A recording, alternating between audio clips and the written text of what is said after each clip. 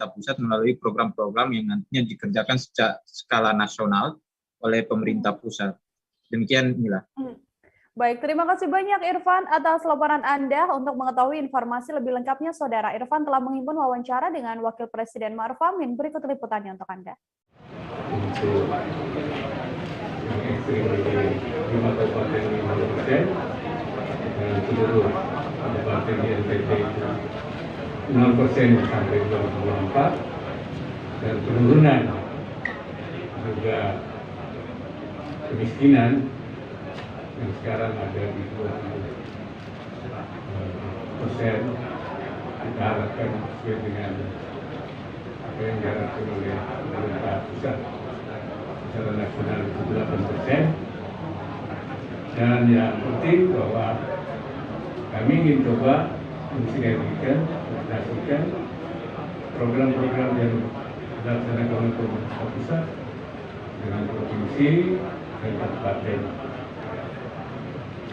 Ada banyak, saya kira, ide-ide yang muncul yang sesuai. Kami ingin bahwa kami memang dalam menerapkan program itu program yang lebih kontekstual, yang sesuai dengan apa yang diharapkan, apa yang dihadapi oleh penduduk. Saya sering mengibaratkan seperti kita orang baru, maka kita harus mencari yang gatal itu yang mana. Itu yang kita garuk. Tapi kita menggaruk di tempat yang itu tidak gatal. Menggaruk di mana yang gatal di mana. Ini saya kira tadi dulu dan para bupati menjadi sangat penting untuk melakukan sinkronisasi, koordinasi dan integrasi program. Barangkali itu.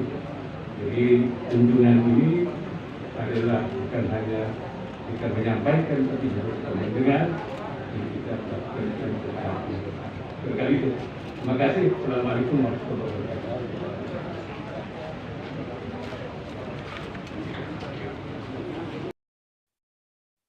Provinsi Sulawesi Selatan, saudara genap berusia 352 tahun pada Selasa 19 Oktober hari ini. Perayaan digelar secara sederhana di gedung DPRD Sulsel, Jalan Urip Sumoharjo, Kota Makassar. Berbeda dengan tahun sebelumnya, hari ulang tahun kali ini tanpa kehadiran Gubernur Sulsel nonaktif Nurdin Abdullah yang tersandung kasus hukum. Ketua DPRD Sulawesi Selatan, Andi Ina Kartikasari, juga kemudian membuka rapat paripurna istimewa khusus hari jadi ke-352 Sulsel di gedung DPRD Sulsel.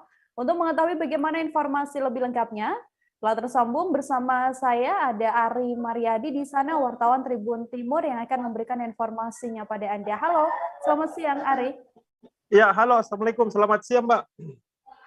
Selamat siang. Ari, bisa diinformasikan di tengah hari ulang tahun ke-352 ini, apa sebenarnya pencapaian-pencapaian yang berhasil didapatkan oleh Sulsel sendiri? Ya, baik. Terima kasih, Mbak.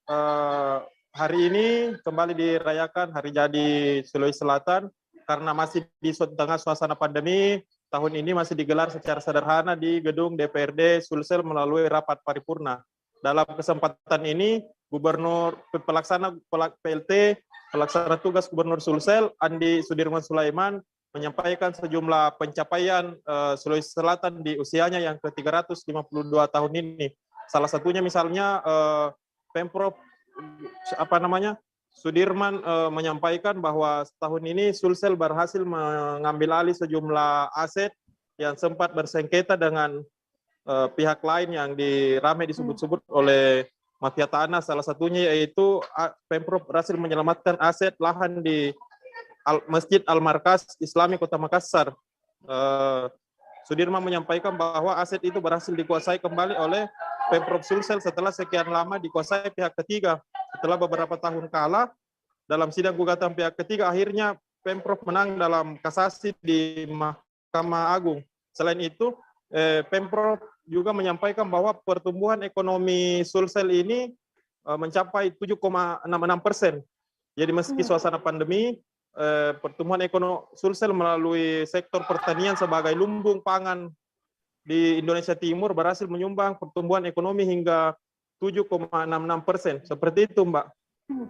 Oke, Ari, tidak hanya terkait permasalahan ekonomi dan juga sejumlah sengketa yang berhasil dimenangkan oleh Sulsel. Yang juga menjadi sorotan adalah terkait bagaimana penanganan vaksinasi di wilayah Sulsel sendiri di tengah hari ulang tahun ini, capaiannya sudah sejauh mana? Ya, baik Mbak, kalau Sulsel ini memiliki jumlah penduduk sekitar 9 juta penduduk. Jadi target Pemprov ini ada 7 juta penduduk. Sejauh ini hingga pertengahan Oktober ini capaian dari target 7 juta penduduk sudah sekitar 34,2% untuk dosis 1 serta 20% untuk dosis kedua. Ini terus digenjot oleh Pemprov melalui bekerja sama dengan sejumlah aparat polisi, TNI, dan sejumlah relawan-relawan kesehatan. Seperti itu, Mbak. Oke, terima kasih banyak Ari atas laporannya spesial hari ulang tahun ke-352 Sulsel. Untuk mengetahui informasi lebih lengkapnya, telah terhimpun wawancara dengan Wakil Ketua 1 DPRD Sulsel, Syarudin Alrif. Berikut liputannya untuk Anda. Alhamdulillah, besok tepatnya tanggal 19 Oktober 2021, Sulawesi Selatan berada pada hari jadi ke-352. 352 momen hari jadi tahun ini, pemerintah Provinsi Sulawesi Selatan mengambil tema Bersatu Sipakatau dalam era baru menuju Sulawesi Selatan lebih baik. Sinergitas, inovatif, profesional, akuntabel, integritas, dan tanggung jawab. Tema sentral itu di hari jadi ke-352 Sulawesi Selatan adalah tema yang paling pas. Tema di mana alhamdulillah di akhir bulan September kita mendengar berita baik bahwa penurunan COVID sudah tidak ada lagi dan kita sudah mulai hidup kembali normal. Maka harapan ke depannya hari jadi 352 Sulawesi Selatan kita sudah keluar dari lubang jarum.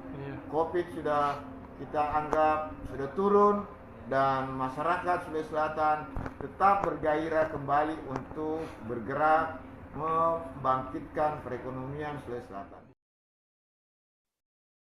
Resmo Polres Serang, saudara, berhasil menangkap mantan kepala desa Kepandean berinisial YS. Oknum Kades tersebut ditangkap karena diduga menyalahgunakan dana desa. YS merupakan mantan kepala desa periode 2012-2018 di desa Kepandean. YS ditangkap seusai tidak bisa mempertanggungjawabkan penggunaan dana desa 2016, 2017 hingga 2018 sehingga menyebabkan kerugian keuangan negara. Untuk mengetahui bagaimana informasi lebih lengkapnya, tersambung bersama saya, wartawan Tribun Banten, ada Desi Purnamasari yang akan memberikan informasi lengkapnya pada Anda. Halo, selamat siang, Desi. Halo, selamat siang, Rokamila. Desi, bisa diinformasikan untuk penangkapan oknum kepala desa ini, total kerugian yang ditafsir sekitar berapa? Ya, terima kasih, Rokamila. Sebelumnya mantan kepala desa Kepandean Kecamatan Cirua Kabupaten Serang ini ditangkap oleh tim Resmo Polres Serang pada hari Sabtu 16 Oktober 2021. Kasetreskrim Polres Serang AKP David Adikusuma mengatakan bahwa YS merupakan mantan kepala desa periode 2012 sampai 2018 di desa Kepandean. Dan kerugian negara tersebut sebesar 600 juta yang harusnya dapat digunakan untuk keperluan penataan desa. Ini ia pergunakan untuk kehidupannya sehari-hari. Begitu, Mr. Kanila. Oke, Desi, kemudian barang bukti apa saja yang diamankan begitu ya bersamaan dengan penangkapan oknum Kades ini?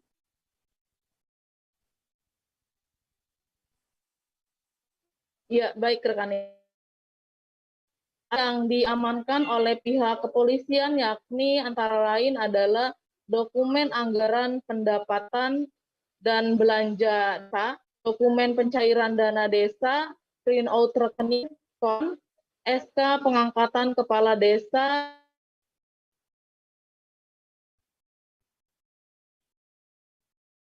Baik, saudara, kami mengalami kendala audio dengan wartawan Tribun Banten, Desi Purnamasari. Kita lanjutkan, kita jeda sejenak, saudara. Setelah ini masih akan ada beragam informasi lain yang kami hadirkan untuk Anda, tetap di live update. Oke, apa kabar Bang Ariski di sini untuk strateginya?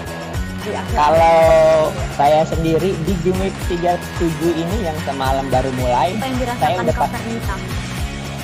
Sebenarnya aku nggak ngerasa itu penangkapan atau penggerebegan atau apapun itu. Karena gitu, posisinya aku kriteria. Jadi kita mengenal disebut dengan stroke yang tidak berdarah dengan stroke yang berdarah. Stroke yang tidak berdarah itu biasanya ditandai dengan adanya penyumbatan. Kalau itu terjadi di sini mungkin pikirnya tidak ke situ kali ya, tapi kalau di Korea atau di Kamboja itu ada beberapa paper yang saya itu Mas, ya, dulunya tukang koran. Oh gitu ya. Tukang koran. Ya, saya baca itu Pak. Tuh kan, pernah baca kan? Ya.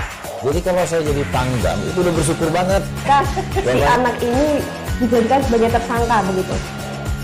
Ya, kalau ini kita bicara yang di luar kasus Sebongombo ya. Dengan nama hujan shower, di mana terdapat batas jelas antara daerah hujan dan tidak hujan yang biasanya terjadi pada fase awal mature stage atau tahap Berbahaya dewasa. itu Kang. Jadi mulai artinya terjadinya perlembekan. Nah itu untuk penetrasi akan sulit. Gitu ya. Dok, saya ini menurut saya memang tidak mudah, bukan urusan tanah diambil. Kalau misalnya Amerika Serikat sekarang, Rasulullah mengatakan dalam sebuah hadis bahwa berpuasa di 6 hari Syawal itu. Oke, apa kabar Bang Ariski di sini untuk strateginya? Kalau saya sendiri di Jumit 37 ini yang semalam baru mulai, saya udah Sebenarnya aku nggak ngerasa itu penangkapan atau penggerebegan atau apapun itu. Karena gitu, posisinya aku kriteria. Jadi kita mengenal disebut dengan stroke yang tidak berdarah dengan stroke yang berdarah. Stroke yang tidak berdarah itu biasanya ditandai dengan adanya penyumbatan. Kalau itu terjadi di sini mungkin pikirnya tidak ke situ kali ya, tapi kalau di Korea atau di Kamboja itu ada beberapa paper yang saya itu Mas, ya, dulunya tukang koran. Oh gitu ya. Tukang koran. Ya, saya baca itu Pak. Tuh kan, pernah baca kan? Ya. Jadi kalau saya jadi pangdam itu udah bersyukur banget. Si anak ini dijadikan sebagai tersangka begitu. Ya, kalau ini kita bicara yang di luar kasus Sebongombo ya. Dengan nama hujan shower, di mana terdapat batas jelas antara daerah hujan dan tidak hujan yang biasanya terjadi pada fase awal mature stage atau tahap Berbahaya dewasa. itu Kang. Jadi mulai artinya terjadinya perlembekan. Nah itu untuk penetrasi akan sulit. Gitu ya. Dok, saya ini menurut saya memang tidak mudah, bukan urusan tanah diambil. Kalau misalnya Amerika Serikat sekarang, Rasulullah mengatakan dalam sebuah hadis bahwa berpuasa di 6 hari Syawal itu. Oke, apa kabar Bang Ariski di sini untuk strateginya? Kalau saya sendiri di Jumit 37 ini yang semalam baru mulai, saya udah Sebenarnya aku nggak ngerasa itu penangkapan atau penggerebegan atau apapun itu. Karena gitu, posisinya aku kriteria. Jadi kita mengenal disebut dengan stroke yang tidak berdarah dengan stroke yang berdarah.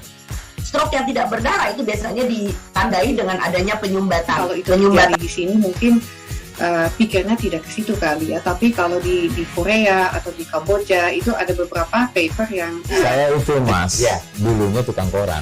Oh gitu. Ada masih bersama dengan Sanila Irde dalam live update kali ini, saudara. Kita lanjutkan ke informasi selanjutnya. Direktorat Reserse Kriminal Khusus Polda Metro Jaya menggerebek sebuah kantor pinjaman online atau pinjol ilegal di area Ruko Gading, Bukit Indah, Kelapa Gading, Jakarta Utara pada Senin 18 Oktober. Kantor dalam Ruko Blok H ini menjadi tempat praktik pinjol ilegal PT AIZ yang kerap kali meresahkan masyarakat. Debt collector perusahaan pinjol ilegal yang digerebek ini juga bahkan meneror nasabahnya dengan foto-foto pornografi. Untuk mengetahui bagaimana informasi lebih lengkapnya, telah tersambung bersama saya, wartawan Tribun Jakarta, ada Gerald Leonardo yang akan memberikan informasi lengkapnya pada Anda. Halo, selamat siang Gerald. Iya, selamat siang Nila, selamat siang Tribuners. Gerald, bagaimana kronologi penggerebekan ruko yang dijadikan kantor pinjaman online ilegal di Kelapa Gading ini? Silakan dengan laporan Anda. Iya, Nila dan Tribuners, dapat saya laporkan bahwa di Direktorat Reserse Kriminal Umum Polda Metro Jaya baru saja menggerebek kantor pinjaman online ilegal di dalam 2 ruko di wilayah Gading Bukit Indah, Kelapa Gading, Jakarta Utara pada Senin 18 Oktober malam tadi. Di mana dalam prosesnya polisi mendapati bahwa ruko 4 lantai di area ruko tersebut memang dijadikan sebagai praktik tempat kantor perusahaan pinjaman online ilegal. Di mana penggerebekan ini berdasarkan laporan masyarakat yang merasa resah dengan adanya praktek pinjol ilegal yang memang para debt collector atau para penagih dari kantor pinjol ilegal tersebut melakukan pengancaman kepada nasabahnya berulang-ulang. Nah, berdasarkan laporan tersebut, di mana memang saat ini polisi juga beberapa hari belakangan atau beberapa waktu belakangan juga menggencarkan yang namanya penggerebekan pinjol ilegal ini, dan ini adalah satu dari serangkaian kegiatan penggerebekan yang dilakukan aparat kepolisian khususnya di Polda Metro Jaya. Nila. Gerald, kemudian dalam penggerebekan kali ini ada berapa orang yang diamankan? Ya, dalam penggerebekan semalam memang polisi mendapati bahwa kantor pinjaman online ilegal milik PT AIC tersebut dalam kondisi sepi. Diduga memang perusahaan yang bergerak dengan jumlah sekitar 78 karyawan tersebut sudah mewaspadai, di mana belakangan ini memang polisi sedang menggencarkan penggerebekan kantor pinjaman online ilegal, sehingga manajemen dari perusahaan tersebut pun memberlakukan WFH atau work from home tepat pada kemarin atau hari penggerebekan tersebut, sehingga ketika polisi mendatangi lokasi, polisi hanya mendapati 4 orang pekerja yang terdiri dari supervisor dari telemarketing dan juga beberapa orang debt collector. Nila. Berdasarkan informasi yang telah Anda himpun, Gerald, kemudian sejak kapan sebenarnya perusahaan ini berdiri dan sudah ada berapa banyak nasabah yang terdata? Iya, PT AIC ini sendiri memang berdiri sejak tahun 2018. Sejak tahun 2018 itu PT AIC hingga kini sudah membawahi 4 aplikasi pinjaman online ilegal, yang mana memang dalam prosesnya 4 aplikasi pinjaman ilegal ini juga sudah menjaring data sebanyak 8.000 nasabah.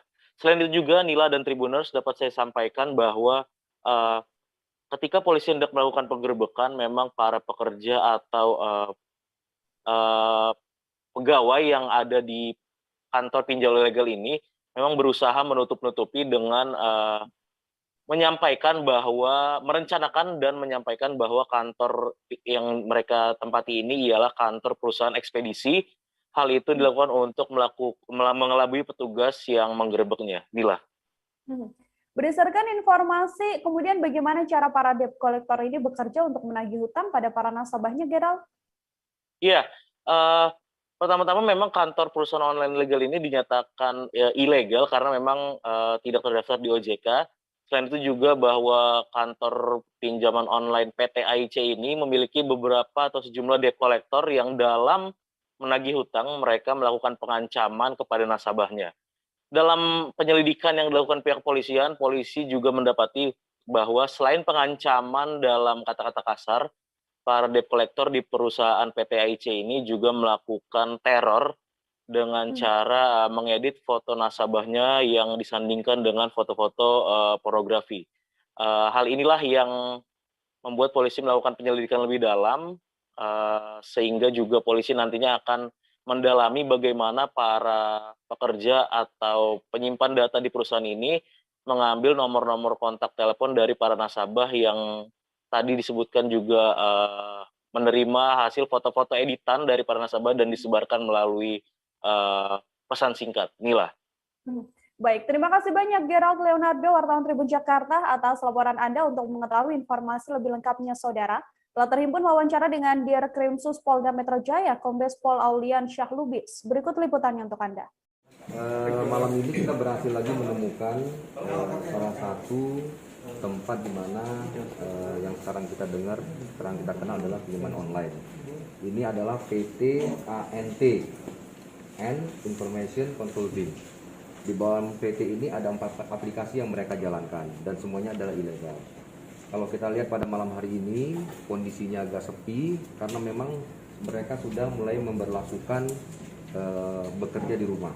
Jadi mereka melakukan pekerjaan dari rumah masing-masing dan semua fasilitasnya disiapkan oleh manajemen seperti modem dan fasilitas-fasilitas lainnya. Seperti itu.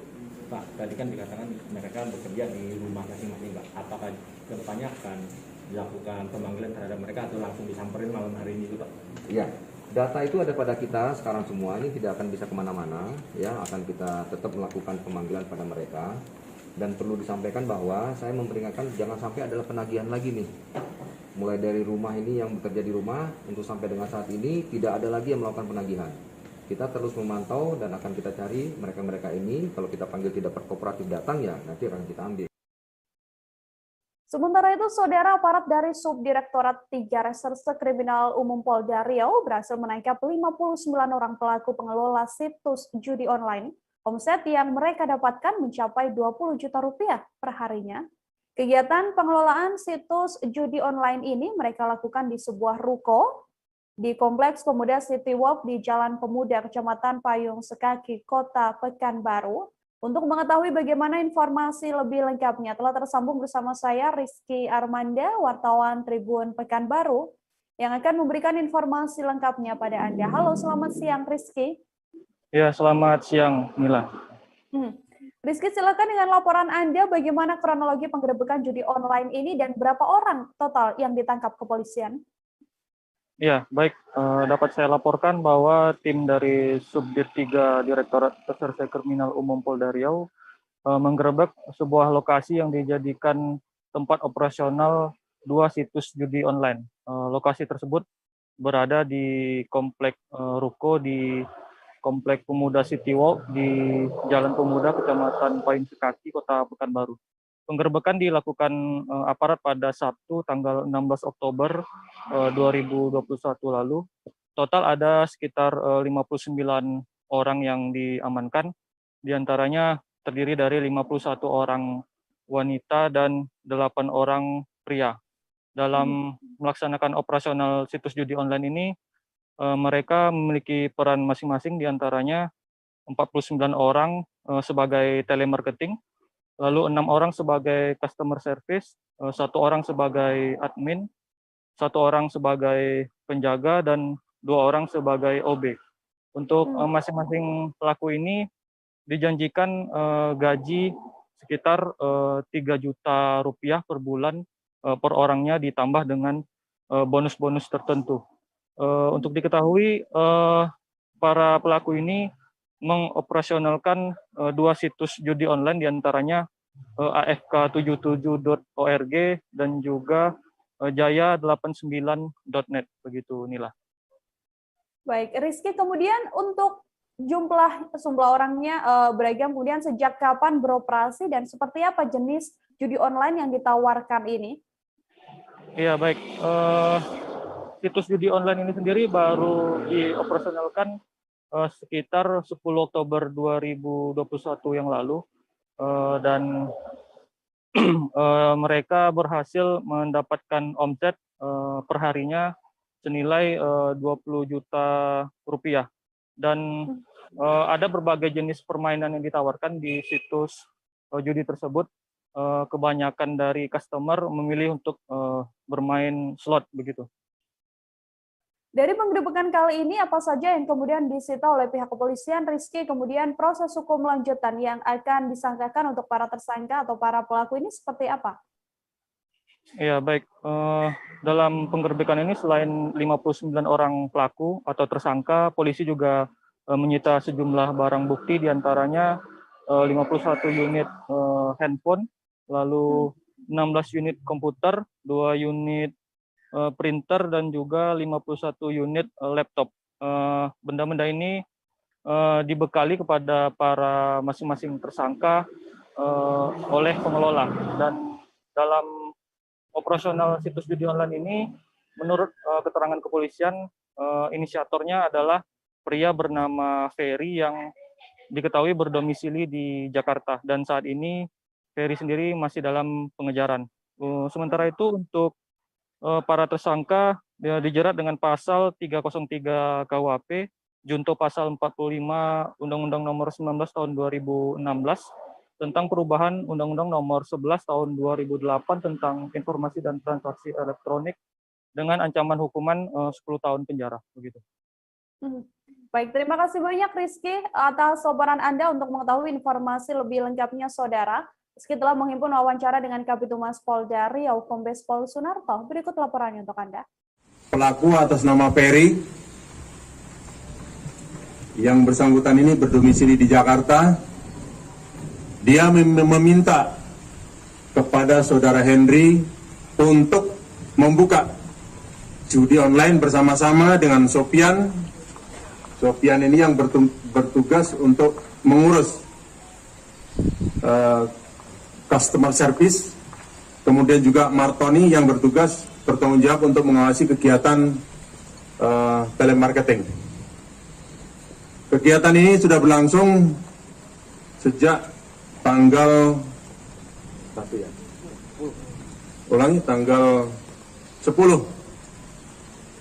bulan Oktober sampai tanggal 16 kemarin diamankan. Saudara Ferry ini setiap hari mengirimkan 5.000 nomor handphone ya kepada pelaku yang ada di sini. Kemudian 5.000 nomor tersebut dibagikan kepada 49 orang petugas telemarketing.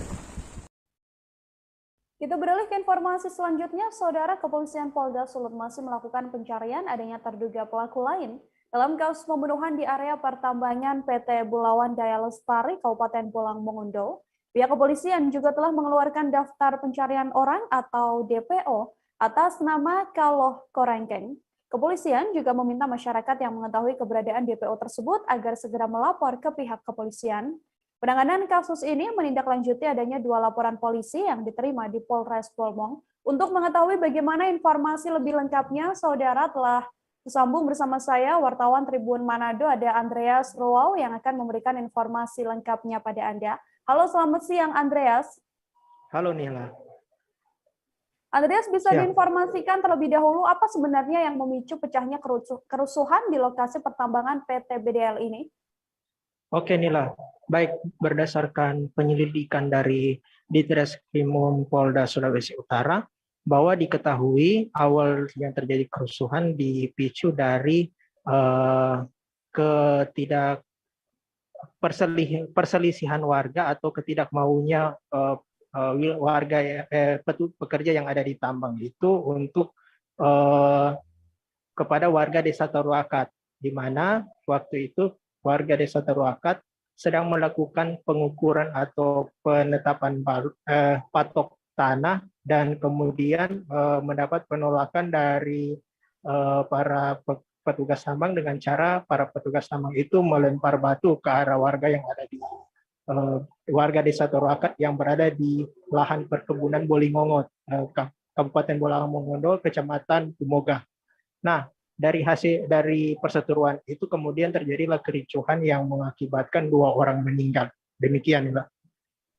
Andreas, untuk barang bukti yang kemudian telah diamankan oleh pihak kepolisian terkait kerusuhan di lokasi pertambangan ini apa saja? Oke. Dari hasil olah TKP ditemukan sejumlah senjata, ada senjata senapan angin laras panjang dengan kaliber 55 mm dan ada peluru, sebuah proyektil peluru dengan ukuran 6,5 mm dan juga ada sebuah parang atau cakram dan merupakan diduga digunakan untuk aksi kerusuhan yang terjadi di area perkebunan Bolingongot atau di lokasi pertambangan PT BDL. Dan kemudian juga ada ditemukan kaos atau barang-barang milik korban maupun pelaku. Dan saat ini petugas masih mencari beberapa senjata-senjata yang diduga digunakan dalam kerusuhan. Demikian. Untuk informasi terkait siapa saja pelakunya dan korban yang terlibat dalam kerusuhan ini, sejauh apa informasinya, Andreas? Oke, saat ini polisi telah mengamankan dua orang pelaku, di mana diantaranya itu adalah petugas dari atau pekerja tambang PT BDL yang berinisial AP dan SI, dan yang menggunakan senjata laras panjang, senjata senapan angin itu ya, di mana SI, dan merupakan pelaku pembunuhan terhadap satu orang warga atau rakyat, dan membuat satu orang warga juga mengalami cedera serius. Demikian. Pengembangan terkini dan juga pengembangan lanjutan yang kemudian dilakukan oleh pihak kepolisian terkait insiden ini sejauh mana, Andreas? Nah, oke. Untuk saat ini polisi masih mencari senjata dengan proyektil dari 65 mm, di mana diduga digunakan oleh pelaku untuk melakukan pembunuhan terhadap salah satu warga yang ada di situ, dan kemudian masih juga mencari seorang terduga pelaku yang saat ini masih buron dan telah dimasukkan dalam DPO atau daftar pencarian orang. Dan kedua pelaku yang sudah ditahan tadi diberikan sanksi pidana dan dijerat dengan pasal 338 dengan tuduhan pembunuhan, dan pasal 351 dengan tuduhan menyebabkan orang mengalami luka serius atau luka ringan, dan diakumulasi juga dengan ancaman larangan penggunaan senjata tajam yang tidak atau senjata api yang tidak semestinya. Demikian.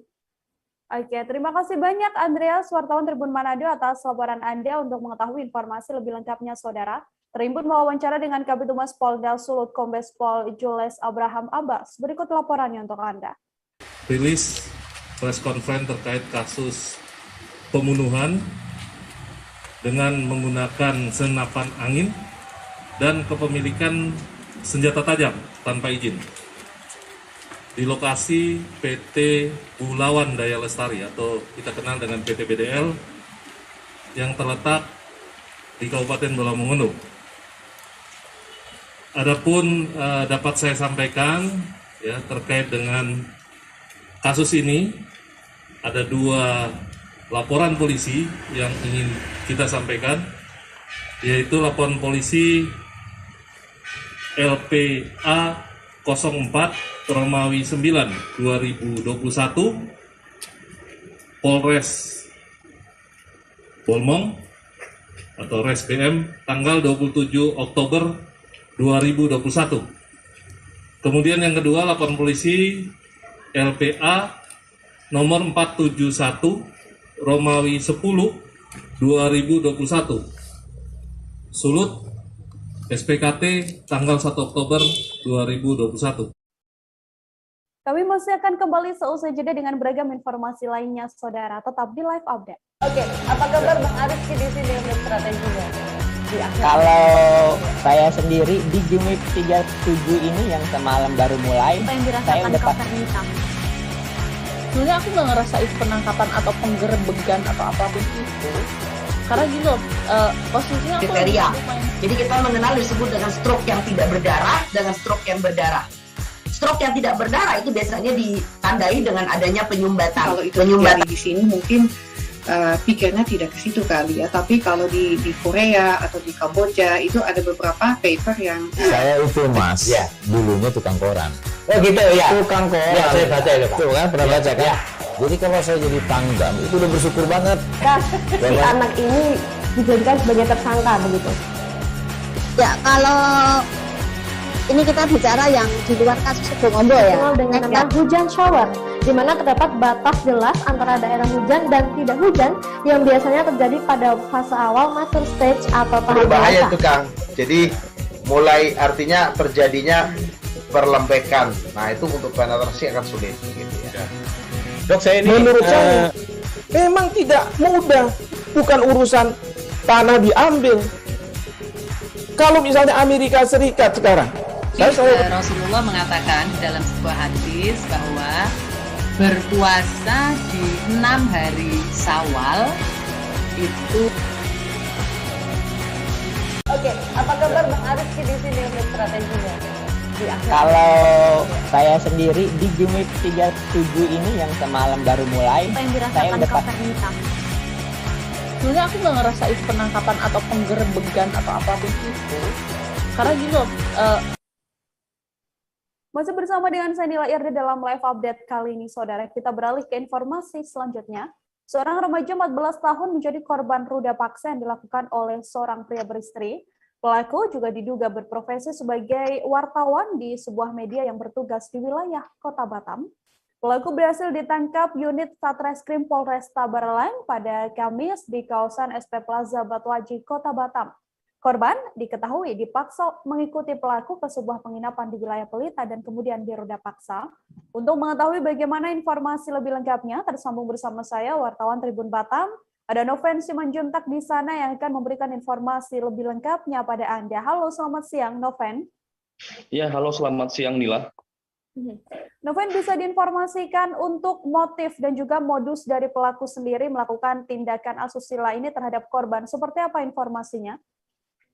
Ya, baik Nila dan juga Tribuners, perlu diketahui bahwasannya dari keterangan konferensi pers yang diadakan oleh unit Reskrim Polresta Barelang pada beberapa hari yang lalu, tepatnya pada tanggal 18 Oktober 2021 di hari Senin, bahwa diketahui dari Kasat Reskrim Polresta Barelang AKP Kompol Reza Morandi Tarigan mengatakan penuturan tersangka bahwa motif yang dilakukan yaitu untuk melakukan persetubuhan dengan korban, yakni berinisial Bunga yang berusia 14 tahun tersebut. Itu menjadi salah satu motif dari tersangka dengan modus bahwa tersangka meminta si korban untuk izin kepada orang tuanya karena kebetulan korban masih bersatu sekolah untuk meminta izin melaksanakan kegiatan kerja belajar bersama dengan beberapa teman-temannya di rumah salah satu temannya, seperti itu, rekan Nila. Oke, untuk hubungan antara pelaku dan juga korban ini seperti apa informasinya, Noven?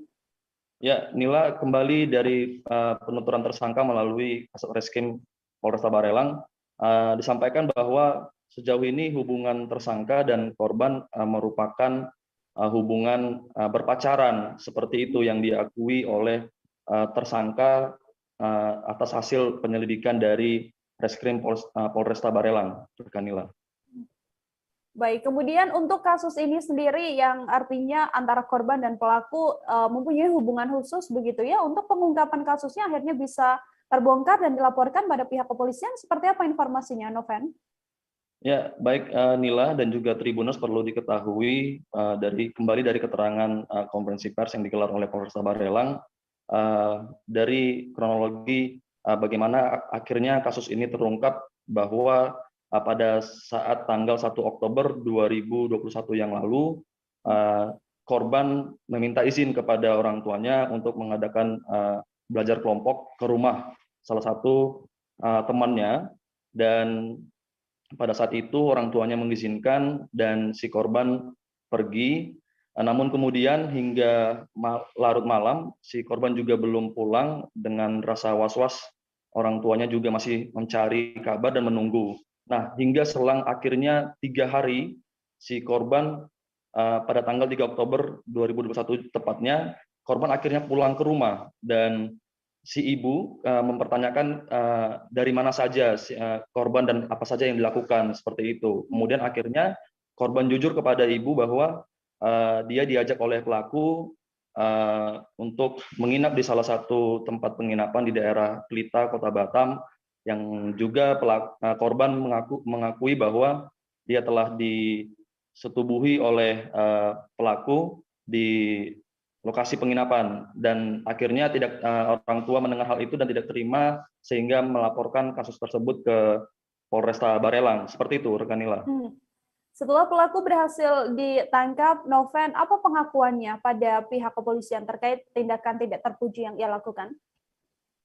Ya, baik Nila dan juga Tribuners, pengakuan daripada tersangka yakni KP, berinisial KP, ia menyatakan bahwa dia mengancam korban agar tidak menyampaikan hal tersebut kepada siapapun dengan ancaman bahwa nanti dia akan memukuli korban.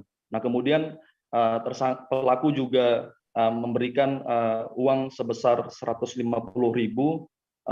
kepada korban. Dan perlu diketahui inilah bahwa pengakuan pelaku juga mereka telah melakukan hubungan persetubuhan tersebut sebanyak 7 kali hingga sampai kemudian pelaku diamankan oleh Polresta Barelang. Demikian, Mila. Baik, Noven, terima kasih banyak atas laporan Anda. Untuk mengetahui informasi lebih lengkapnya, Saudara, wartawan kami telah menghimpun wawancara dengan Kasat Reskrim Polresta Barelang, Kompol Reza Morandi Tarigan. Berikut liputannya untuk Anda. Itu laporan polisi pada tanggal 4 Oktober 2021. TKP di salah satu penginapan di wilayah Pelita, Kecamatan Lubuk Baja, Kota Batam. Untuk pelaku kita sudah amankan. Ini inisial KPD. Terus untuk korban berumur 14 tahun. Sudah tidak sebut saja Bunga. Untuk waktu penangkapan yaitu kami tangkap pada hari Kamis tanggal 14 Oktober 2021 pukul 20.00. Yaitu ditangkap di kawasan Estate Plaza, Batu Haji. Untuk uraian kejadian yaitu pada tanggal 1 Oktober 2021 tepatnya hari Jumat pukul 15.00 korban izin kepada orang tuanya untuk melaksanakan kerja kelompok di tempat temannya. Sekitar pukul 23.00 ini korban belum pulang ke rumah sampai tanggal 3 Oktober 2021 pukul 23.00 baru anaknya pulang ke rumah. Di situ pelapor menanyakan korban kemana saja dan korban mengatakan kepada ibunya bahwa korban dibawa oleh pelaku menginap di salah satu penginapan yang ada di Pelita. Warga Sanggaberu Silulusan Kecamatan Gunung Meriah melakukan unjuk rasa saudara ke kantor DPRK Aceh Singkil di Kampung Baru Singkil Utara dan juga mendatangi kantor Bupati setempat pada Senin 18 Oktober. Unjuk rasa ini diduga dipicu persoalan pencalonan kepala desa. Dalam orasinya, pengunjuk rasa menuding terjadi ketidakadilan dalam penjaringan calon kepala desa Sanggaberu Silulusan. Mereka menganggap bahwa penjaringan calon kepala desa tidak mengacu pada peraturan Bupati. Untuk mengetahui bagaimana informasi selengkapnya, tersambung bersama saya, wartawan Serambi, ada Dede Rosadi, yang akan memberikan informasi lengkapnya pada Anda. Halo, Dede, selamat siang. Halo, siang. Dede, silakan dengan laporan Anda, apa saja yang memantik warga melakukan aksi unjuk rasa tersebut? Iya, berdasarkan informasi yang kami terima, bahwa yang pemicu utama masyarakat Desa Sanggaberu Silulusan melakukan unjuk rasa soalan persyaratan calon kepala desa, bahwa di salah satu syaratnya itu disebutkan harus ada rekomendasi dari Imum Mukim. Imum Mukim ini semacam toko lembaga adat yang ada di Aceh. Nah, sementara di Peraturan Bupati Nomor 17 Tahun 2021 tentang pedoman pelaksanaan pemilihan dan pemberhentian kecil ini di Aceh sebutan untuk kepala desa. Tidak ada syarat rekomendasi dari Imum Mukim. Nah, masyarakat Sanggaberu Silulusan ini merasa bahwa ada perlakuan berbeda antara pencalonan di desanya dengan pencalonan di desa lain yang ada di Kabupaten Aceh Singkil. Di Kabupaten Aceh Singkil sendiri ada pemilihan kepala desa serentak sekitar 43 desa. Nah, yang mereka persoalkan kenapa di Sanggaberu Silulusan ini harus ada tambahan persyaratan.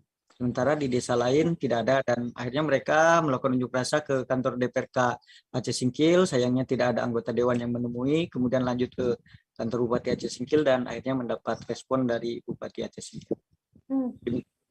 Tuntutan dari demonstran ini yang juga kemudian ditanggapi oleh pemerintah Kabupaten Aceh Singkil, apa saja tuntutan dari mereka? Tuntutannya intinya mereka pengen ada kesetaraan persyaratan dari pemerintah Kabupaten Aceh Singkil, dan Bupati Aceh Singkil saat menemui pendemo menyatakan mereka dia akan mengakomodir tuntutan dari pengunjuk rasa sendiri dan akan menyelesaikan permasalahan yang menjadi persyaratan tambahan yang ada di Desa Silulusan Sanggaberu, sehingga salah satu calonnya tidak bisa tidak ditetapkan menjadi calon kepala desa. Di Sanggaberu sendiri ada 4 calon kepala desa. Yang pertama Amprul, kemudian Karmawati Tumangger, Mulyadi, Padang, Sastro Manik.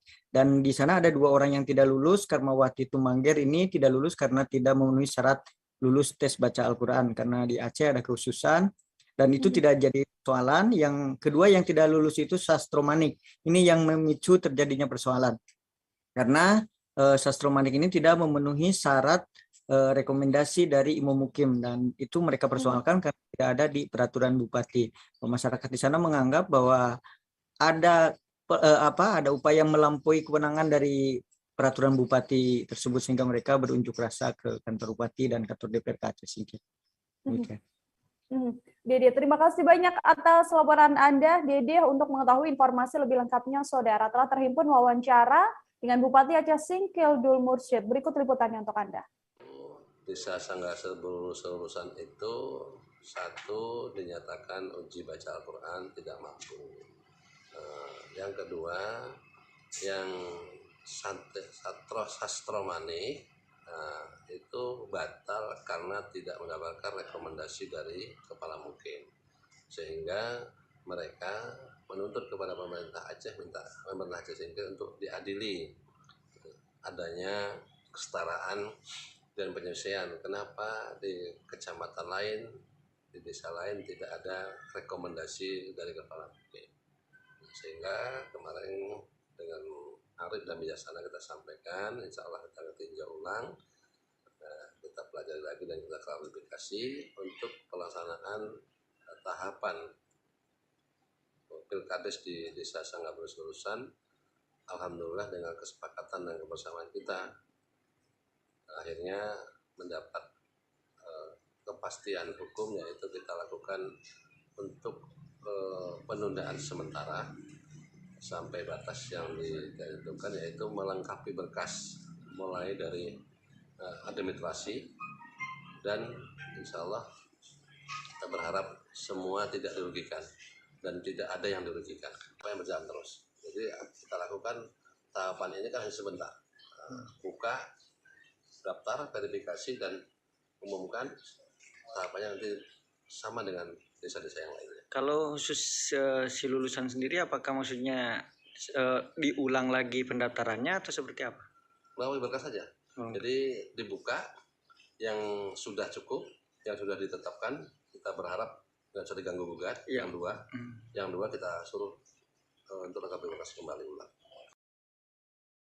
Sebuah gudang penyulingan minyak ilegal di RT 16 Kelurahan Pijuan, Kecamatan Jaluko, Kabupaten Muaro Jambi terbakar, saudara. Kebakaran hebat ini membuat warga sekitar heboh setelah melihat kobaran api yang membesar disertai gumpalan asap berwarna hitam yang membumbung tinggi. Peristiwa tersebut terjadi pada Senin 18 Oktober sekitar pukul 13.30 waktu Indonesia Barat. Setidaknya ada beberapa armada pemadam kebakaran Kabupaten Muaro Jambi yang kemudian diterjunkan untuk memadamkan api.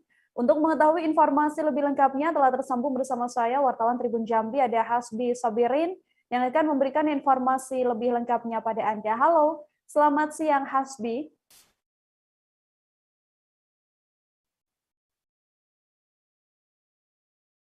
Halo Hasbi, selamat siang.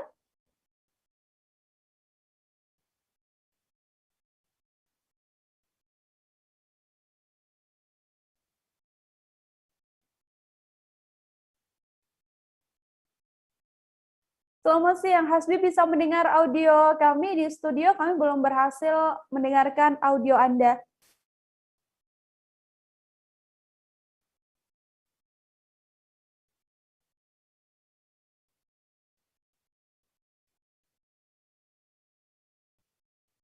Halo Hasbi, selamat siang.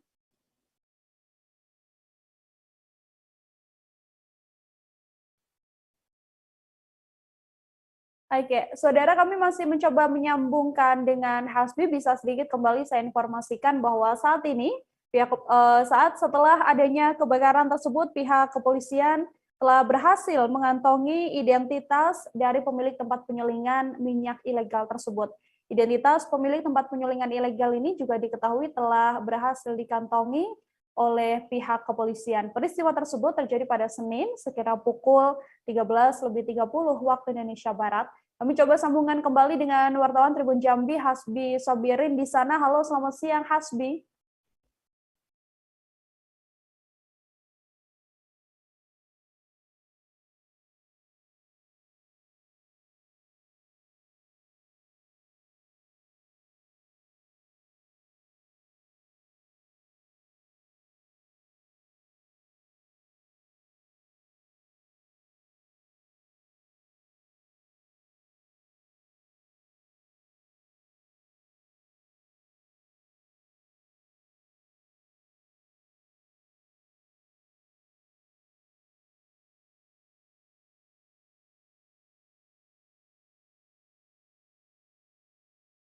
Wartawan Tribun Jambi, Hasbi Sabirin, kita masih akan kembali seusai jeda, tetap di live update.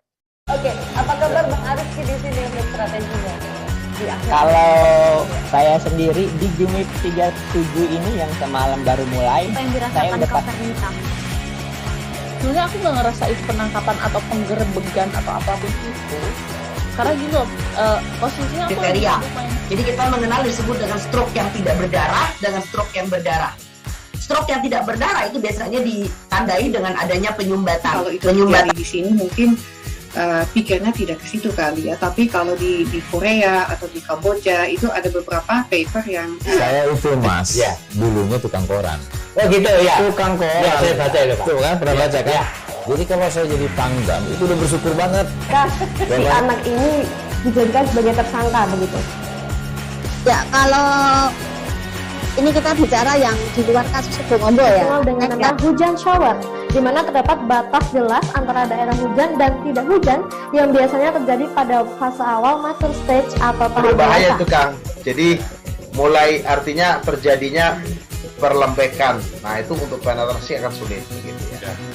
Dok, saya ini menurut saya memang tidak mudah, bukan urusan tanah diambil. Kalau misalnya Amerika Serikat sekarang, Rasulullah mengatakan dalam sebuah hadis bahwa berpuasa di 6 hari Syawal itu. Oke, apa kabar Bang Arifki di sini untuk strateginya? Kalau saya sendiri di Jumip 37 ini yang semalam baru mulai, saya udah sebenarnya aku nggak ngerasain penangkapan atau penggerebekan atau apapun itu. Karena gitu, posisinya aku kriteria. Jadi kita mengenal disebut dengan stroke yang tidak berdarah dengan stroke yang berdarah. Stroke yang tidak berdarah itu biasanya ditandai dengan adanya penyumbatan. Kalau itu terjadi di sini mungkin pikirnya tidak ke situ kali ya. Tapi kalau di Korea atau di Kamboja itu ada beberapa paper yang saya itu Mas, ya, dulunya tukang koran. Bersama dengan saya Nila Irda, Anda masih menyaksikan live update saudara. Kita beralih ke informasi selanjutnya dari Solo, Jawa Tengah. Pembelajaran tatap muka di kota Solo diduga menimbulkan klaster penyebaran COVID-19. Setidaknya dikabarkan ada 5 sekolah dasar yang menjadi klaster penyebaran virus corona. Akibat adanya klaster tersebut, ada setidaknya 40-an anak yang dinyatakan positif COVID-19 setelah dilakukan tes PCR. Untuk mengetahui bagaimana informasi lebih lengkapnya terkait dugaan adanya klaster penularan COVID-19 ini, bersambung bersama saya wartawan Tribun Solo, Christine Intan, yang akan memberikan informasi lengkapnya pada Anda. Halo, selamat siang, Christine. Halo, selamat siang. Gila. Oke, Christine, bisa diinformasikan untuk kronologis awal adanya beberapa orang yang terpapar COVID-19 di sebuah SD di Solo ini, seperti apa informasinya? Baik, terima kasih Mila. Terkait dengan klaster PTM yang ada di Kota Solo pada Senin 18 Oktober 2021, total ada 5 sekolah yang terkonfirmasi dalam daftar klaster tersebut. Dari Sekretaris Daerah Sekda Kota Solo Ahyani mengatakan 5 dari sekolah ini melakukan ataupun sudah dilakukannya tracing pada tanggal 13 sampai 18 Oktober kemarin, dan hasilnya ada 5, yaitu SD Kristen Manahan, SD Mangkubuning Kidul, SD Al-Islam 1 Jamsaren, SD Semanggilo, dan SD Donokusumo. Dan dari hasil 5 itu, 5 sekolah itu dikatakan bahwa keseluruhan siswa total ada 46 siswa dan guru dengan rincian 40 siswa dan 6 guru terkonfirmasi COVID-19. Mila. Kemudian keadaan sejumlah siswa dan juga guru yang terkonfirmasi positif COVID-19 ini seperti apa, Christine? Baik, terkait dengan kondisi siswa, dari Wali Kota Solo Gibran Rakabuming Raka mengatakan bahwa kondisi siswa saat ini dalam keadaan OTG atau orang tanpa gejala dengan dan juga bisa untuk melakukan PJJ atau pembelajaran jarak jauh di rumah masing-masing, karena saat ini para siswa dan guru ini melakukan isolasi mandiri di dalam rumah, dan juga untuk tracking para keluarga juga tetap dilakukan oleh pihak Pemkot Kota Solo untuk melakukan penyebaran, maksud saya untuk mengantisipasi penyebaran COVID-19 yang ada di Kota Solo. Mila. Setelah adanya dugaan bahwa menimbulkan klaster COVID-19 ini, lalu kondisi sekolah pasca kejadian seperti apa, Christine? Baik, dari pantauan di lapangan sekitar ataupun 5 dari sekolah ini memang banyak dari, maksud saya sekitar 5 dari sekolah yang dilakukannya tracing, yaitu total ada 29 sekolah, dan dari 5 itu sendiri langsung dilakukannya penutupan. Ada yang dilakukannya penutupan selama 1 bulan dan juga ada yang melakukan penutupan selama 2 minggu. Untuk yang melakukan penutupan selama 1 bulan adalah SD Kristen Manahan dengan total ada 32 siswa yang ada di Kristen Manahan, SD Kristen Manahan ini yang terkonfirmasi COVID-19, sedangkan yang lainnya memang untuk jumlahnya sekitar 1, untuk di Mangkubumen Kidul, SD Donokusumo ada 11, dan SD Semanggi 2 ada 2 orang, dan juga untuk SD Al-Islam Jamsaren ada 1 orang. Inilah.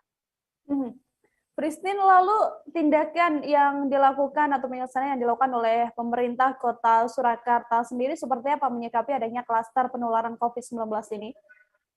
Baik, terkait dengan untuk penyikapan dari pihak dari Pemkot Kota Solo, dari Kepala Dinas Kota Solo ataupun bisa disebut juga Buning mengatakan bahwa untuk selanjutnya akan dilakukannya tracing, testing, dan treatment kepada seluruh yang mengikuti PTM yang ada di Kota Solo. Totalnya untuk sampling ada 29 sekolah yang melakukan secara rutin untuk tes PCR dan juga pemantauan secara menyeluruh di sekolahan dan juga di area rumah di para siswa dan keluarga ini. Dan memang untuk melakukan ataupun tracing pada keluarga tetap dilakukan dengan cara melakukan swab PCR di rumah sakit daerah di Kota Solo, dan juga bagi yang memang paruh dari siswa yang terkonfirmasi positif COVID-19 ini adalah warga di luar Kota Solo, sehingga dilakukannya pemantauan juga dan koordinasi dengan pemerintah kabupaten yang ada di tetangga ataupun di daerah Kota Solo, yaitu ada di Kabupaten Karanganyar, Kabupaten Boyolali, dan Kabupaten Sukoharjo. Mila. Terima kasih banyak Christine Intan, wartawan Tribun Solo, atas laporan Anda. Untuk mengetahui informasi lebih lengkapnya, saudara, telah terhimpun wawancara dengan Wali Kota Solo Gibran Rakabuming Raka. Berikut laporannya untuk Anda. Sekali lagi, ini kan selama PTM, dan tiap hari kita evaluasi, tiap hari kita lakukan surveillance, tiap hari kita lakukan testing. Ya, kebetulan ditemukan beberapa sekolah yang ada yang positif. Ya udah, langsung kita mitigasi aja, langsung kita tutup sekolah untuk sementara. Nggak perlu takut, dilanjutkan PTM aja, nggak perlu takut. Ya, dihentikan sementara dulu. Ada yang 2 minggu, ada yang lebih dari 2 minggu. Nah, sudah kita mitigasi, sudah kita tracing, testing semua, termasuk orang-orang tuanya, gurunya. Nah, ada siswa, ada guru. Siswa kebanyakan dari luar Solo, dari Karanganyar. Sementara itu, saudara, hari pertama pembelajaran tatap muka terbatas tingkat sekolah dasar yang diikuti dengan antusias oleh para pelajar di Kota Bogor. Pada pelaksanaan PTM terbatas gelombang pertama dini ini, diikuti beberapa sekolah dasar, diantaranya adalah SDN Hanjar Sari 1 Kota Bogor dan juga SD Mardi Waluya. Sejumlah sekolah yang melakukan pelaksanaan PTM terbatas ini juga diketahui melaksanakan protokol kesehatan yang ketat. Untuk mengetahui bagaimana informasi lebih lengkapnya, telah tersambung bersama saya wartawan Tribun News Bogor ada Lingga Arfian yang akan memberikan informasi lebih lengkapnya pada Anda. Halo, selamat siang Lingga. Ya, siang Nila. Lingga, silakan dengan laporan Anda pada gelombang pertama ini, ada berapa banyak sekolah SD yang mengikuti PTM terbatas di Kota Bogor? Ya, Nila dan rekan-rekan Tribuners, kemarin dan seminggu awal ini PTM di Kota Bogor dilaksanakan untuk seluruh siswa SD di Kota Bogor. Untuk tahap awal ini perdana ada sekitar 36 siswa sekolah dasar yang mengikuti pelaksanaan uji coba tatap muka di Kota Bogor. Pelaksanaan ini dilaksanakan dengan protokol kesehatan dan sesuai dengan peraturan SKB 4 Menteri, di mana terbatasan siswa di kelas itu hanya 50%, dan kemarin juga yang masuk hanya sekitar 10 hingga 15%, sedangkan siswa lainnya menggunakan hybrid atau pembelajaran jarak jauh, seperti itu Nila. Teknis pembelajaran tatap muka terbatas di sekolah dasar ini kemudian seperti apa, Lingga? Iya Nila, sama dengan seperti pelaksanaan PTM di tingkat SMP dan SMA, pelaksanaan PTM di tingkat sekolah dasar juga dilaksanakan dengan protokol kesehatan, namun yang berbeda adalah ketika adanya para pengajar, para anak yang diantar orang tua ini, orang tua tidak boleh masuk ke dalam kelas ataupun tidak boleh menunggu di area sekolah, di mana setiap orang tua ataupun pengantar yang mengantar hanya boleh di depan pintu gerbang. Selain itu pelajar yang masuk pun langsung melaksanakan cuci tangan, kemudian pemeriksaan suhu tubuh, dan langsung masuk menggunakan sistem yang sudah digunakan baik keluar masuk sekolah, seperti itu. Oke, kemudian Lingga, berdasarkan informasi yang Anda dapatkan ke depan, apakah memang pembelajaran tatap muka terbatas ini kemudian bertahap akan dilakukan di semua sekolah di wilayah Bogor? Ya Nila, untuk tahap awal ini pelaksanaan tatap muka untuk sekolah dasar hanya dilaksanakan untuk tingkat SD kelas 4, 5, dan 6, sementara itu kelas 1, 2, 3 masih belum diizinkan karena masih khawatir. Namun kemarin Wali Kota Bogor Bimaria Sugiarto sudah menjelaskan bahwa kasus COVID di Kota Bogor sudah melandai, dan ke depan bisa dikemungkinan semua sekolah-sekolah menggelar tatap muka dengan protokol kesehatan. Saat ini juga pemerintah dan dinas terkait sedang menyusun sistem dan mitigasi yang akan dilaksanakan jika terjadi hal-hal yang tidak diinginkan saat pembelajaran tatap muka. Seperti itu, Nila. Baik, Lingga, terima kasih banyak atas laporan Anda. Untuk mengetahui bagaimana informasi selengkapnya, Saudara telah terhimpun wawancara dengan Wali Kota Bogor Bimaria Sugiarto. Berikut liputannya untuk Anda. Tanya semua siswa itu antusias, mereka lebih senang belajar di sekolah daripada belajar di rumah karena sudah jenuh gitu. Jadi ini momentumnya pas. PPKM-nya sudah di ujung, COVID-nya sudah landai, anak-anak juga sudah jenuh, jadi pas. Dan saya lihat prokesnya baik, dua tempat yang saya kunjungi ini, di Mulia Harja dan di sini, bagus sekali. Cuma saya titip dua hal saja, yaitu ketika siswa-siswi datang, ketika siswa-siswi pulang, dan mitigasi kalau terjadi kasus gitu. Jadi begitu panas, mitigasinya seperti apa, koordinasi dengan siapa. Jadi saya cek tadi ke siswa, ada yang bisa menjawab begitu panas, langsung sampaikan ke wali kelas, langsung harus pulang, dan nanti proses trackingnya, tracingnya berjalan gitu ya. Yang penting itu. Tapi secara keseluruhan saya lihat sistemnya sudah sangat baik. Anak-anak antusias, prokesnya juga siap.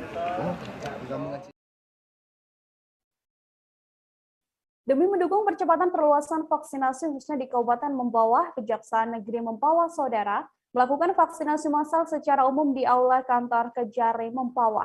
Antusiasme warga yang sangat tinggi membuat peserta yang datang melebihi perkiraan target vaksinasi. Peserta yang hadir untuk melakukan vaksinasi ini juga terdiri dari berbagai kalangan, baik dari pelajar, masyarakat umum, hingga ASN.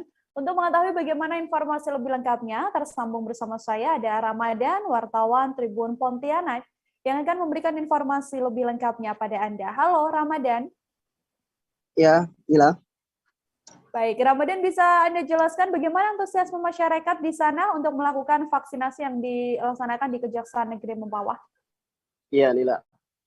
Dan bersama Tribuners semuanya, bahwasanya tidak saya ada di Mempawah, memang telah melaksanakan vaksinasi massal secara umum di kantor Kejaksaan Negeri Mempawah, di mana antusias masyarakat sangat luar biasa, di mana target kita ataupun target dari Kejaksaan Negeri Mempawah itu hanya sekitar 200-an lebih, namun masyarakat yang hadir itu melebihi ekspektasi gitu, sekitar 600-an orang.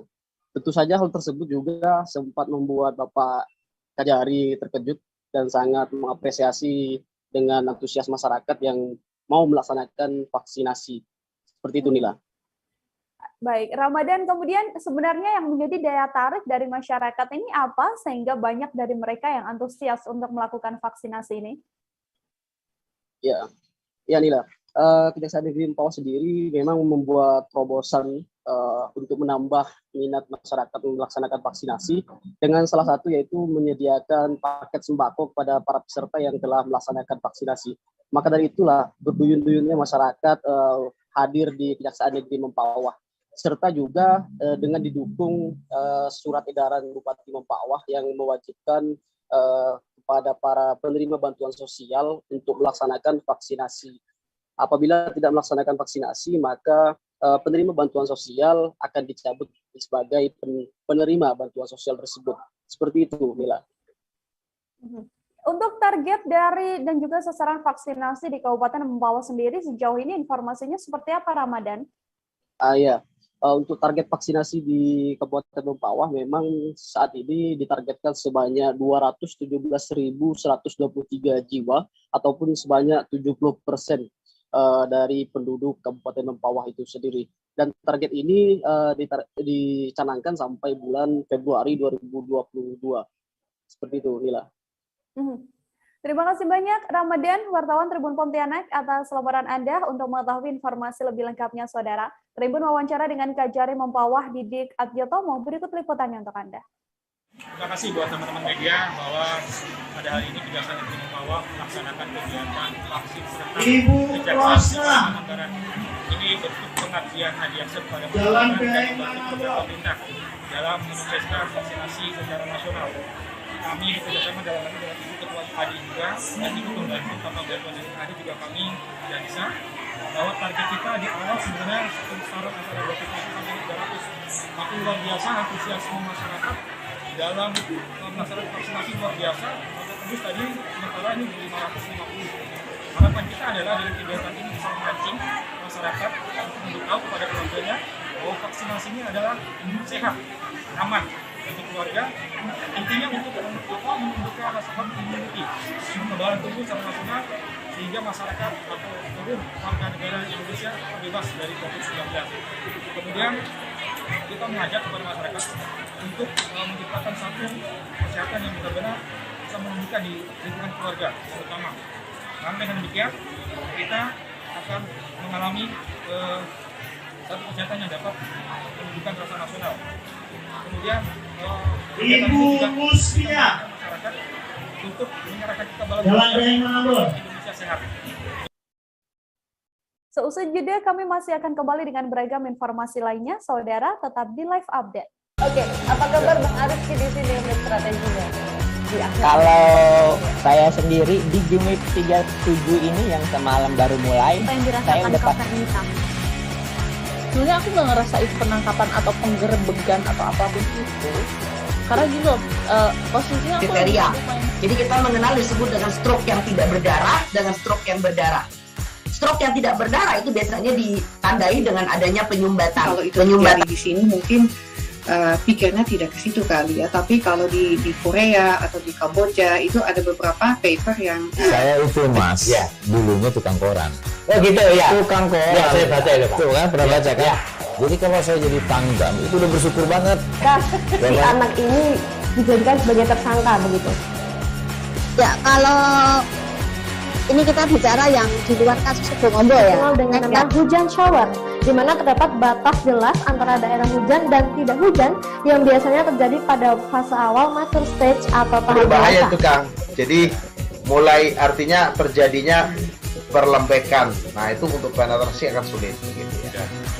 Dok, saya ini menurut saya memang tidak mudah, bukan urusan tanah diambil, Kalau misalnya Amerika Serikat sekarang, Rasulullah mengatakan di dalam sebuah hadis bahwa berpuasa di 6 hari Syawal itu. Oke, apa kabar Bang Arif di sini untuk strateginya? Kalau saya sendiri di Jumip 37 ini yang semalam baru mulai, saya udah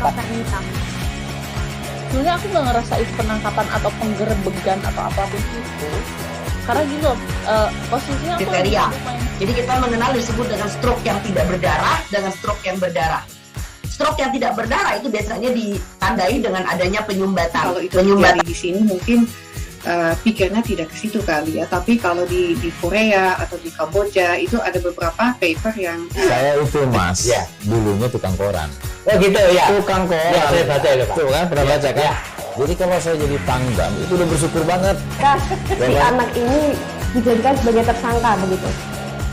Ya, kalau ini kita bicara yang di luar kasus Sebongombo ya. Dengan nama hujan shower, di mana terdapat batas jelas antara daerah hujan dan tidak hujan yang biasanya terjadi pada fase awal master stage atau tahap berbahaya dewasa. itu Kang. Jadi mulai artinya terjadinya perlembekan. Nah itu untuk penetrasi akan sulit. Gitu ya. Dok, saya ini menurut saya memang tidak mudah, bukan urusan tanah diambil. Kalau misalnya Amerika Serikat sekarang, Rasulullah mengatakan di dalam sebuah hadis bahwa berpuasa di 6 hari Syawal itu. Oke, apa kabar Bang Arif di sini untuk strateginya? Kalau saya sendiri di Jumip 37 ini yang semalam baru mulai, saya udah sebenarnya aku nggak ngerasa itu penangkapan atau penggerebegan atau apapun itu, karena gitu posisinya aku kriteria. Jadi kita mengenal disebut dengan stroke yang tidak berdarah dengan stroke yang berdarah. Stroke yang tidak berdarah itu biasanya ditandai dengan adanya penyumbatan. Kalau itu terjadi di sini mungkin pikirnya tidak ke situ kali ya, tapi kalau di Korea atau di Kamboja itu ada beberapa paper yang saya itu Mas, ya, dulunya tukang koran. Oh gitu ya. Tukang koran. Ya, saya baca itu Pak. Tuh kan pernah baca kan? Ya. Jadi kalau saya jadi Pangdam itu udah bersyukur banget. Si anak ini dijadikan sebagai tersangka begitu. Ya, kalau ini kita bicara yang di luar kasus Sebongombo ya. Dengan nama hujan shower, di mana terdapat batas jelas antara daerah hujan dan tidak hujan yang biasanya terjadi pada fase awal master stage atau tahap berbahaya dewasa. itu Kang. Jadi mulai artinya terjadinya perlembekan. Nah itu untuk penetrasi akan sulit. Gitu ya. Dok, saya ini menurut saya memang tidak mudah, bukan urusan tanah diambil. Kalau misalnya Amerika Serikat sekarang, Rasulullah mengatakan di dalam sebuah hadis bahwa berpuasa di 6 hari Syawal itu. Oke, apa kabar Bang Arif di sini untuk strateginya?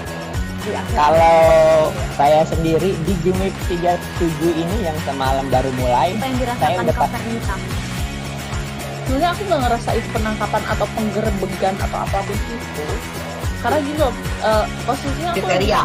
Jadi kita mengenal disebut dengan stroke yang tidak berdarah dengan stroke yang berdarah. Stroke yang tidak berdarah itu biasanya ditandai dengan adanya penyumbatan. Kalau itu terjadi di sini mungkin pikirnya tidak ke situ kali ya, tapi kalau di Korea atau di Kamboja itu ada beberapa paper yang saya itu Mas, ya, dulunya tukang koran. Oh gitu ya. Tukang koran. Ya, saya baca itu Pak. Tuh kan pernah baca kan? Ya. Jadi kalau saya jadi Pangdam itu udah bersyukur banget. Si anak ini dijadikan sebagai tersangka begitu. Ya, kalau masih bersama dengan saya Nila Irde dalam live update kali ini, saudara. Kita ke informasi selanjutnya. Sebuah gudang penyulingan minyak ilegal di RT 16 Kelurahan Pijuan, Kecamatan Jaluko, Kabupaten Muaro Jambi terbakar. Kebakaran hebat ini membuat warga sekitar heboh setelah melihat kobaran api yang besar disertai gumpalan asap berwarna hitam yang membumbung tinggi. Insiden tersebut terjadi pada Senin 18 Oktober sekira pukul 13.30 waktu Indonesia Barat. Untuk mengetahui bagaimana informasi lebih lengkapnya, tersambung bersama saya, wartawan Tribun Jambi, ada Hasbi Sabirin, yang akan memberikan informasi lengkapnya pada Anda. Halo, selamat siang Hasbi. Halo, selamat siang rekan Nila. Baik, Hasbi, bisa diinformasikan terlebih dahulu untuk insiden kebakaran ini kronologis awalnya seperti apa? Ya, baik rekan Nila dan pemirsa Tribuners. Saat ini saya sedang berada di lokasi terjadinya kebakaran sebuah gudang minyak yang diduga ilegal yang terdapat di daerah Jaluko. Pada hari ini juga Nila, mungkin saya tidak akan banyak menyampaikan keterangan, namun di samping saya sudah hadir Kapolsek Jaluko, yaitu Ibtu Irwan SH. Nah, nanti mereka yang menyampaikan terkait dengan peristiwa ini. Begitu, Nila. Baik, Hasbi, silahkan saya lanjutkan pada Anda untuk langsung berbincang dengan Kapolsek Jaluko Ibtu Irwan. Oke, siap, rekan Nila. Baik, Pak Kapolsek, terkait adanya peristiwa kebakaran yang terjadi di Jaluko ini kapan kejadiannya, Pak? Ini kejadiannya pada hari Senin kemarin pada tanggal 18 Oktober 2021 sekira pukul 13.00 WIB. Dalam ini peristiwa memadamkan kobaran api itu berapa lama petugas kita melakukan pemadamannya? Kita bersama-sama dengan semua instansi, kita melakukan gabungan dalam melakukan pemadaman, masuk dari Damkar, TNI, Polri maupun dari Satpol PP, semuanya kita lakukan lebih kurang 3,5 jam dari pukul 13.00 WIB sampai jam 17.30 WIB. Untuk kronologisnya sendiri bagaimana nih? Kalau kronologis terjadinya kebakaran langsung kita memang tidak mengetahui, cuman pada saat kita sama tim patroli melakukan mobil di wilayah Kelurahan Pijon ini, tepatnya Jalan Nes, kita melihat ada kepulan asap yang sangat tebal. Setelah kita telusuri dan kita mendatangi tempat asalnya asap yang menggepul itu, ternyata terdapat, baru kita ketahui adanya gudang. Ada gudang yang diduga gudang ini ilegal, tidak memiliki izin, gudang minyak ini tidak memiliki izin. Dalam peristiwa ini apakah ada korban jiwa atau bagaimana? Alhamdulillah dari kemarin kita melaksanakan pemadaman sampai sekarang melakukan pembongkaran terhadap gudang yang tanpa izin, tidak ada yang mengalami satupun korban jiwa. Ya.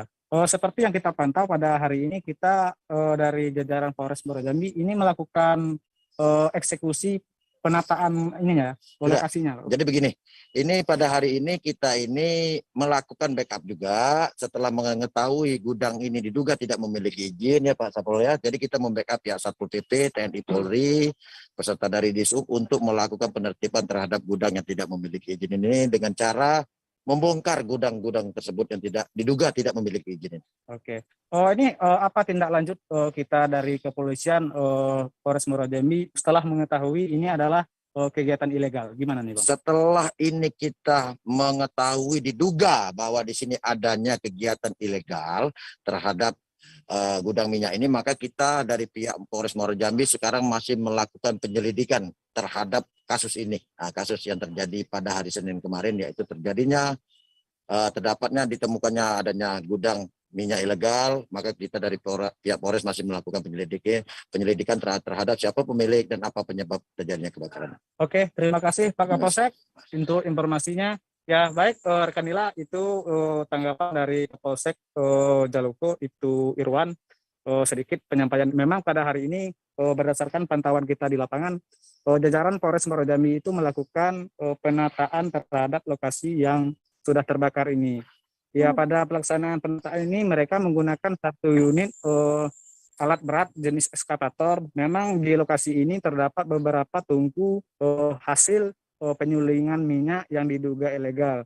Ya, pihak kepolisian juga saat ini masih melakukan pendalaman atau penyelidikan penyebab dan pemilik dari penyulingan minyak itu sendiri. Begitu Nila.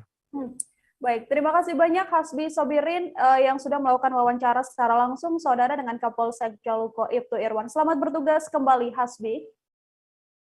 Kita lanjutkan ke informasi selanjutnya. Saudara, sebagai tuan rumah gelaran kompetisi Liga 2 Grup A putaran 1 yang berlangsung di Stadion Gelora Sriwijaya Jakabaring Palembang, Sriwijaya FC memiliki target sapu bersih poin penuh dalam setiap pertandingan. Sriwijaya FC, klub kebanggaan masyarakat Sumatera Selatan hingga laga ketiga dari 5 pertandingan, diketahui masih memuncaki klasemen sementara dengan raihan 9 poin. Berbagai persiapan juga dilakukan skuad tim berjuluk Laskar Wong Kito ini agar mampu mempertahankan agar tetap kokoh memimpin di puncak klasemen. Untuk mengetahui bagaimana informasi lebih lengkapnya persiapan Sriwijaya FC jelang laga keempat, tersambung bersama saya, wartawan Sriwijaya Post, ada Abdul Hafiz, yang akan memberikan informasinya pada Anda. Halo, selamat siang, Hafiz. Selamat siang, rekan Nila. Hafiz, baik, bisa dijelaskan apa saja yang ditekankan oleh pelatih dan juga manajer tim agar skuad tim Sriwijaya FC ini bisa terus tampil prima dan juga bisa memenangkan laga-laga selanjutnya?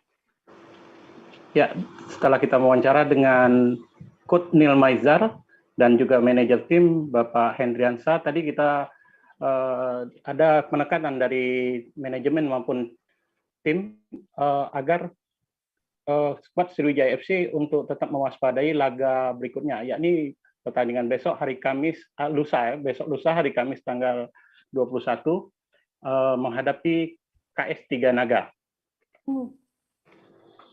Untuk pesannya antara lain agar tim Sriwijaya FC supaya tidak jumawa, artinya tidak sombong dan tetap awas dan hati-hati menghadapi setiap kemungkinan-kemungkinan.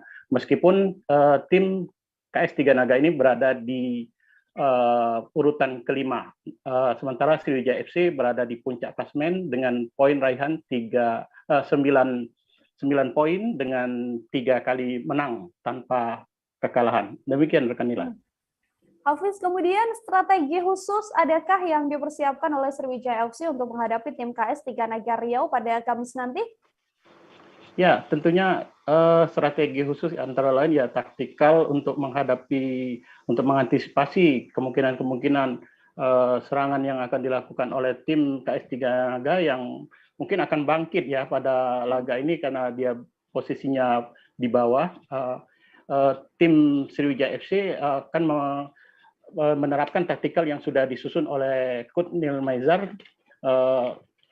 Dan mungkin tadi kita tanyakan juga apakah Sriwijaya FC akan merombak formasi seperti pada laga terakhir kemarin waktu menghadapi PSPS Pekanbaru itu Coach Neil Maizar kemungkinan itu akan bisa saja terjadi. Demikian. Lalu untuk kondisi pemain sendiri, Hafiz, apakah memang untuk kondisi pemainnya seperti apa? Apakah tidak mengalami krisis kekurangan pemain yang mengalami cedera, ataupun striker anyar Arianto yang sampai saat ini begitu ya masih dianggap performanya belum siap untuk diturunkan? Ya, kalau dari pantauan maupun tadi wawancara kita dengan para pelatih itu alhamdulillah untuk saat ini semua pemain dalam kondisi baik. Hanya satu yaitu stopper andalan kita ada namanya Obed Hoiri, itu ada sedikit masalah kakinya dan ini sedang lagi dalam maintain, artinya dalam pemulihan. Kemudian ada striker anyar Sriwijaya yakni Arianto, ini barangkali mungkin memang sedang dipersiapkan untuk amunisi karena pertandingan masih ada 7 kali pertandingan lagi untuk kedepannya di babak penyisihan ini. Namun Arianto ini menurut Coach Neil Maizar karena memang dia datangnya baru dan baru bergabung, artinya masih perlu banyak penyesuaian adaptasi dan pengembalian kondisi fisiknya. Demikian rekan Nila. Hafiz, sedikit bisa Anda jelaskan bagaimana terkait suntikan bonus untuk setiap yang memenangkan laga? Apakah ini sudah diterima oleh Sriwijaya FC yang mana ini kan termasuk motivasi sendiri ya bagi para pemain dan juga pelatih? Ya benar, tadi juga kita sempat mewawancarai manajer tim Bapak Hendriansa, beliau menyampaikan memang setiap laga kemenangan itu pasti diganjar dengan bonus. Dan ini laga kemenangan yang ketiga, itu pun sudah diserahkan. Dan ia berharap agar ini menjadi motivasi untuk terus memacu semangat bermain yang terbaik, sehingga kemenangan-kemenangan yang ditunggu oleh masyarakat Sumatera Selatan dapat diwujudkan, sehingga lolos untuk ke babak selanjutnya dan tercapai target promosi ke Liga 1. Demikian rekan Nila. Oke, terima kasih banyak Abdul Hafiz, wartawan Sriwijaya Post atas laporan Anda untuk mengetahui informasi lebih lengkapnya, Saudara. Telah terhimpun wawancara dengan pelatih kepala Sriwijaya FC, Neil Maizar. Berikut liputannya untuk Anda. Ya, yang penting mungkin maintain ya, sama recovery. Recovery training itu menunjukkan kondisi di awal lagi. Jadi dia kan udah lelah, bagaimana dia recovery training yang bagus, bagaimana dia menjaga kondisi yang bagus, sehingga dia tidak kalah. Yang kedua juga refresh dia pemikiran dia. Jadi jangan terlalu memikirkan yang susah-susah, yang berat-berat. Nikmati aja hidup ini dan nikmati juga pertandingan. Yang ketiga, jangan euforia terlalu, ya. Tetap membumi karena pertandingan ini kan masih banyak.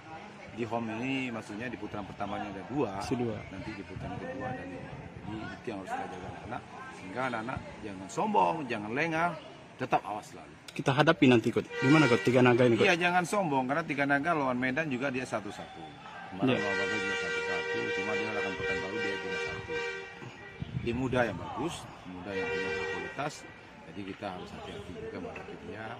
Jangan pernah menganggap remeh siapapun, jangan pernah menganggap remeh tim apapun. Semua tim adalah berat. Yang menentukan menang kalah itu adalah perjuangan. Itu yang harus kita. Kita ke informasi selanjutnya, saudara. Sampah dapur berupa kulit buah atau sisa sayuran yang tidak dimasak dan biasanya terbuang, ternyata bisa dimanfaatkan untuk membuat cairan bermanfaat. Seperti yang dilakukan oleh sejumlah ibu-ibu di Dusun Muhajirun, Desa Negara Ratu, Kecamatan Natar, Kabupaten Lampung Selatan, Provinsi Lampung. Sejak beberapa bulan belakangan, mereka, ibu-ibu ini aktif, saudara, untuk memanfaatkan sampah dapur untuk memiliki nilai lebih dan menjadi ekoenzim. Untuk mengetahui bagaimana informasi lebih lengkapnya terkait limbah sayuran yang bisa menjadi ekoenzim ini, telah tersambung bersama saya wartawan Tribun Lampung, Sulis Setia, yang akan memberikan informasi lengkapnya pada Anda. Halo, selamat siang, Sulis. Siang, rekan Nila. Baik, Sulis, bisa diinformasikan limbah sayuran yang kemudian bisa diolah menjadi ekoenzim ini biasanya datang dari sayuran apa saja, Sulis? Ya, rekan Nila, bisa kita informasikan bahwa biasanya ya untuk dapur itu banyak menghasilkan sampah rumah tangga, terutama untuk sisa-sisa sayuran yang tidak termasak dan juga kulit-kulit buah-buahan. Nah, dalam hal ini di Dusun Muhajirun, Negara Ratu, Kecamatan Natar, Lampung Selatan, masyarakat setempat, khususnya ibu-ibu ini punya kreativitas untuk mengolah limbah tersebut menjadi cairan bermanfaat, yaitu ekoenzim ya, yang bisa dimanfaatkan untuk beragam hal pastinya. Demikian rekan Nila. Juga bisa diceritakan, Sulis, ekoenzim ini sebenarnya apa dan apa saja kegunaannya? Ya, rekan Nila, ekoenzim ini merupakan cairan hasil fermentasi ya dari sampah-sampah organik tadi yang diolah dengan campuran molase atau tetes tebu atau juga gula merah seperti itu dalam kurun waktu tertentu kurang lebih 3 bulan. Nah, cairan pembersihnya inilah yang dimanfaatkan untuk beragam kebutuhan yang sangat bermanfaat seperti campuran deterjen agar pakaian tidak apek, untuk pengepel lantai, bahkan dari hasil fermentasi itu kan ada sampah cair dan ada cairan yang dihasilkan dan juga sampah-sampah dari sayuran organiknya tadi. Untuk sayuran-sayuran yang organiknya tadi bisa digunakan untuk pengharum ruangan, pembersih WC, dan juga untuk pupuk tanaman juga. Nah, cairan yang dihasilkan inilah yang dimanfaatkan untuk ragam kebutuhan termasuk mengobati luka bakar dan juga untuk kebutuhan rumah tangga termasuk pengharum ruangan. Demikian rekan Nila. Kemudian bisa diceritakan, Sulis, untuk pembuatan atau proses pengolahan dari ekoenzim yang datang dari limbah sayuran ini seperti apa informasinya? Ya, kita juga ada hasil wawancara ya dengan salah satu penggagasnya gitu. Ini sudah diterapkan atau dilakukan sekitar 3,5 tahun terakhir. Jadi sudah ada yang panen juga di masyarakat setempat dan merasakan manfaatnya langsung dari cairan tersebut. Nah, ini prosesnya sendiri tahap awal, misal kita memiliki ragam kulit buah-buahan seperti semangka, jeruk, dan lainnya itu dipotong-potong, termasuk sayuran, kangkung itu biasanya gagangnya ada yang terbuang, itu bisa dipotong-potong juga. Bisa ditambahkan bumbu-bumbu dapur supaya aroma dari ekoenzimnya juga lebih wangi gitu, dari jeruk nipis atau serai dan juga bumbu lainnya. Nah, itu dipotong-potong, dicuci bersih, perbandingannya 10 liter air bersih itu dicampur dengan 1 kilo molase. Setelah tercampur rata, baru dimasukkan bahan-bahan organik dari sampah sayuran dan juga buah tadi. Kemudian ditutup rapat selama 7 hari, diaduk, kemudian ditutup rapat kembali untuk diaduk 1 bulan kemudian. Setelah itu 2 bulan kemudian baru boleh dibuka dan itu sudah bisa dimanfaatkan cairannya, rekan Nila. Berdasarkan informasi yang berhasil Anda himpun, Sulis, apakah memang aktivitas ini sudah rutin dilakukan oleh ibu-ibu di sana atau ini baru tercetus dan kemudian baru digagas dan dilaksanakan? Ya, ini awalnya ada salah satu masyarakat setempat ya yang mengikuti semacam pelatihan seperti ini dan kemudian itu penggagasnya yang kemudian itu mencoba menginisiasi untuk masyarakat di dusunnya, mengajak para ibu-ibu untuk melakukan hal serupa, memanfaatkan limbah yang tidak termanfaatkan ini menjadi barang yang lebih bernilai guna, dan itu baru dilakukan sekitar setengah tahun terakhir, jadi sudah ada yang panen dan ini mulai memproduksi lagi. Demikian Rekan Nila.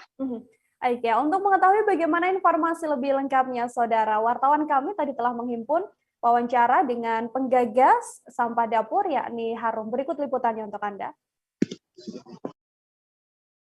EKM5 itu fermentasi dari sayuran dan buah organik yang difermentasi dengan gula merah atau gula aren atau molase tetes tebu.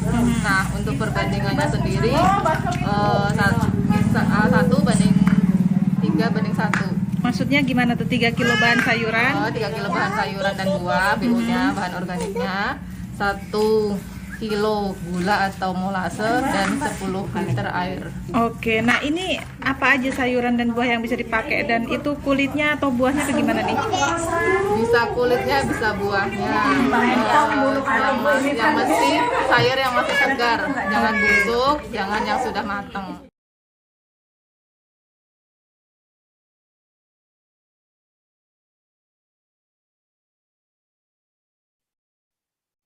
Informasi tadi sekaligus menutup perjumpaan kita dalam live update hari ini, Saudara.